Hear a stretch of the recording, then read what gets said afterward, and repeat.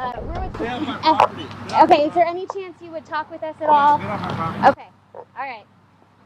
And Queen City News sent a crew out to the parents who were assisting Okay, is there any several chance you would players talk with us at all? that were from Myers Park who actually were not from Charlotte. This particular parent you heard from there didn't want to speak with us.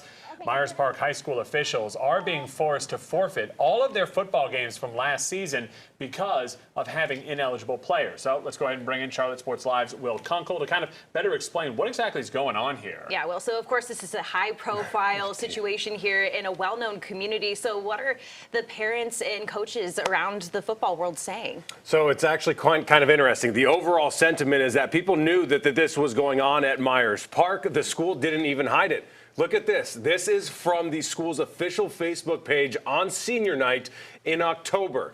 The people you see here are Carla and Stephen Lenhoff, the parents of Myers Park quarterback Lucas Lenhoff.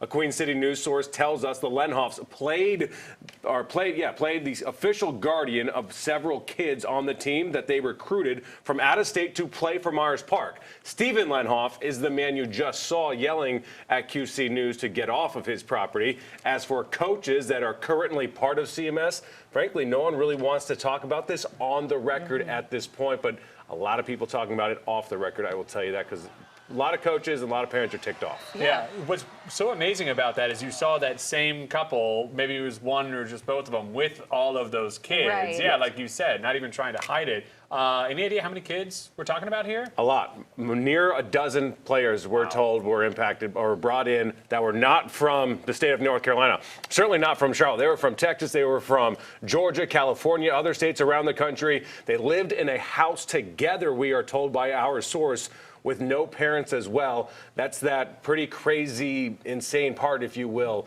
right now, guys. So we're keep on digging, and I have reached out to the Myers Park Athletic Director, Brian Poor. He signed off on all this paperwork. All the paperwork has to go through the athletic director of the high school. He signed off on all these children. He has not called us back. I have also reached out to CMS Athletic Director Erica Turner. She has also not called us back. So hopefully somebody of importance that works for the people will reach out and speak to the people on this matter. Yeah, a lot of questions that need to get answered. Especially parents of athletes in the Charlotte community, too. So, yeah, Will, we thank you for reaching out to all those people. To that point, I've been told by some parents that had kids quit the football team because they felt like their spot was being stolen by kids that had no right to be on this team. Yeah. Oh, interesting. And you worry, too, about the safety. If you did have all those kids living in a house without By parents. themselves? Yeah. Jokes aside, imagine yourself in high school living with a bunch of high school friends with no supervision. Yeah, and 1,000 miles away. Right, would not go over exactly. too well. All right, Will, thank you so much.